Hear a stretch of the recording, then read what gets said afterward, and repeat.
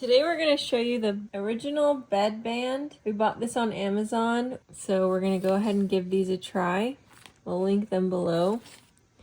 So the first thing you'll want to do is install your sheet as normal, and then you can see it has clips that you pull upward, which will open up the clip. And then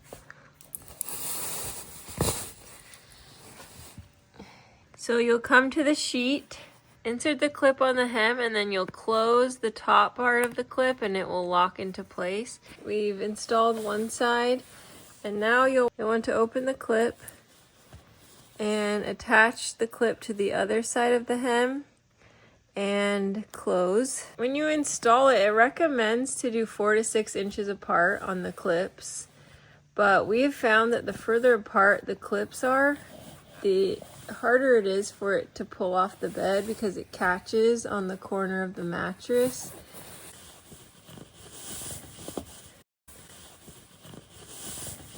We'll go ahead and tighten it with this little button,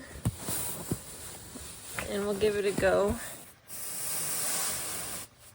You see how it gets caught on the mattress, so it can't come off the bed.